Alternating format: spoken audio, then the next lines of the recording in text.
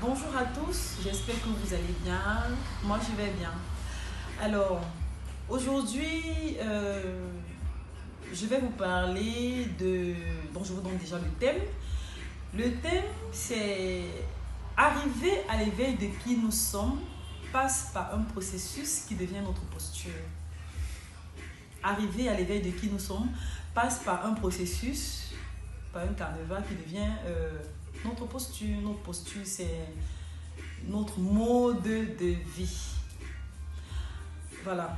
Donc, dans les vidéos précédentes, je vous ai toujours parlé de votre identité, de qui vous êtes. Il faut toujours vous référer à ça. Ça n'a rien à voir avec ce qui se passe autour de vous. C'est vous, encore vous et toujours vous. Et ce vous, il est à l'intérieur de vous. Et là, je vous donne des éléments, des astuces, comment faire pour être éveillé à cette personne qui est enfuie à l'intérieur de vous et qui n'a rien à voir avec cette personne que l'environnement bâtit. Voilà. Alors, arriver à l'éveil de qui nous sommes passe par connaître qui nous sommes. Donc, notre ego, l'ego, par définition, c'est l'élément nécessaire dans notre vie qui nous permet de vivre dans ce monde. L'ego, c'est qui nous sommes. Je suis tel, tu es tel, c'est ça l'ego. L'ego, c'est qui nous sommes. Maintenant, les éléments externes à nous peuvent nous amener à nous forger ou à nous fabriquer ce qu'on appelle de faux égos, c'est-à-dire des égos qui sont tout autres sauf nous en réalité.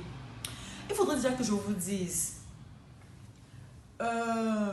les éléments tels que les éléments génétiques, environnementaux,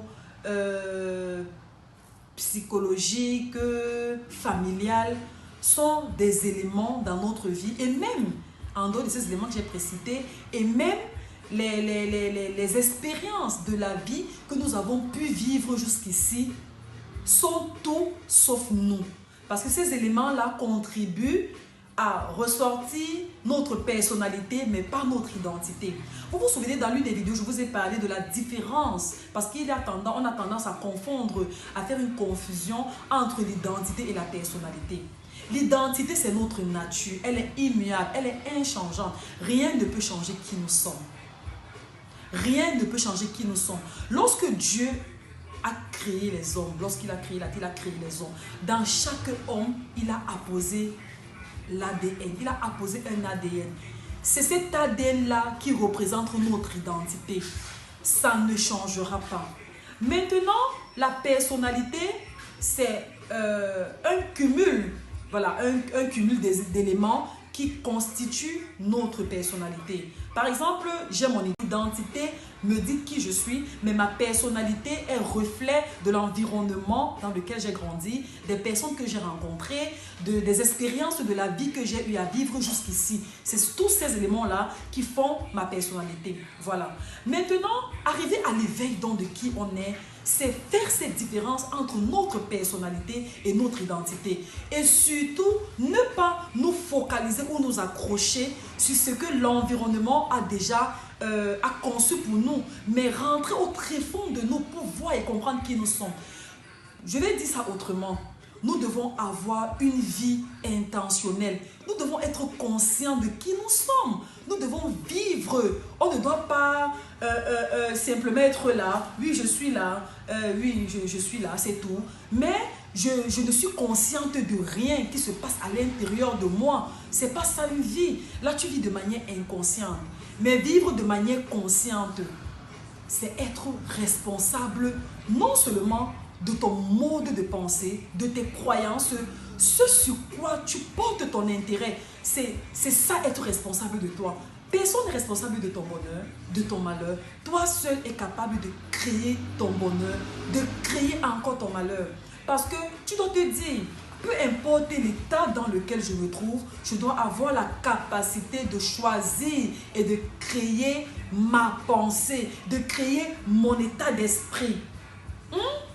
De créer mon état d'esprit, être mon état d'esprit, c'est-à-dire être joyeux, être content, c'est une décision, c'est un choix. Toujours se réjouir, c'est un choix, c'est une décision. Par contre, et toutes ces choses que je viens de citer là sont incluses dans notre identité, dans qui nous sommes. Parce que chaque être humain a ça en lui. Tout ça est inclus en nous. Mais maintenant, lorsque on se laisse submerger par les éléments de la personnalité, de la vie, tout ça là, à ce moment-là, tout prête à confusion. Et lorsqu'il n'y a pas une harmonie, je vous l'ai déjà dit, lorsqu'il n'y a pas une harmonie entre vous-même, si vous-même vous n'êtes pas en harmonie avec vous, c'est un problème parce que lorsque vous n'êtes pas en harmonie, vous ne pouvez pas être en harmonie avec les autres, avec votre environnement et c'est la source de tous les maux. Ne pas être en harmonie avec vous-même. Donc la première chose, c'est d'abord chercher à être en harmonie avec vous-même. Ensuite, vous pourrez être en harmonie avec les autres. Donc toujours rechercher qui vous êtes parce que c'est ça l'élément central. Se débarrasser des faux égos, se désintoxifier des égos que l'environnement nous a attribués. Je vous donne un exemple simple. Vous donnez deux exemples pour bien illustrer tout ce que je viens de dire. Je vous ai parlé premièrement du faux ego. Il peut arriver que vous soyez marié et que vous ayez eu un échec dans le mariage. Ce n'est pas vous ça. Cet échec-là, ce n'est pas vous. C'est juste un événement. Et cet événement-là a été influencé par plusieurs autres événements. Alors, c'est un événement qui est arrivé. Ne pas vivre de manière sensationnelle, mais vivre de manière intentionnelle. Ça veut dire quoi? Ça veut dire que je ne regarde pas ce qui se passe autour de moi pour vivre. Non. Qui je suis à l'intérieur de moi, je puise de l'intérieur de moi pour vivre. Ce qui se passe autour de moi, c'est un événement qui peut arriver. Maintenant, la solution, ça c'est quoi? Se dire, ok, il y a eu un échec, comprendre pourquoi il y a eu un échec, apprendre de cet échec et aller de l'avant. Lâcher prise, comprendre, apprendre, aller de l'avant. Et il est important pour nous de toujours apprendre de nos échecs. C'est super important. Mais ne pas s'identifier à nos échecs, mais apprendre de nos échecs. Un échec de mariage, on ne s'identifie pas à lui, mais on apprend de lui. Il nous permet de nous refaire et d'être meilleur pour un prochain mariage ou pour quelque chose de meilleur. Voilà un peu ce que je vais dire. Un autre exemple qui détermine ce que je disais tantôt. Je vous ai dit que l'ego, c'est la nature qui tue. Je vous donne l'exemple du noyau de la mangue. Le noyau de la mangue, à l'intérieur du noyau de la mangue, il y a une substance qu'on appelle le télos. Le télos qui se trouve à l'intérieur du noyau de la mangue, c'est sa nature. C'est sa nature authentique. Ça veut dire que peu importe là où on prendra ce noyau, enfin, la vraie nature du noyau de la mangue est à l'intérieur de lui. Sa vraie nature est à l'intérieur. Ça veut dire que peu importe où on prendra ce noyau et on le mettra, il va se transformer, donner des arbres, devenir, donner des mangues, se transformer, donner des arbres, devenir, donner des mangues, donner des fruits. C'est la même chose avec nous. Nous avons déjà quelque chose en nous.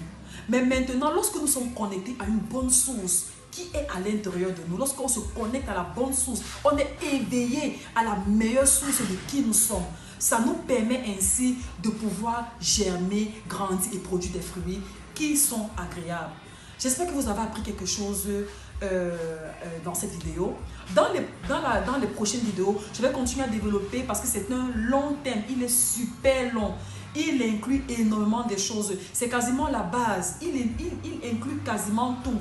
Donc, on parlera d'autres choses, mais on tournera toujours autour de cet ego-là parce que une fois qu'on aura compris l'ego, qui nous sommes, la différence entre notre personnalité, notre identité, rien, mais alors rien ne pourra plus nous arrêter.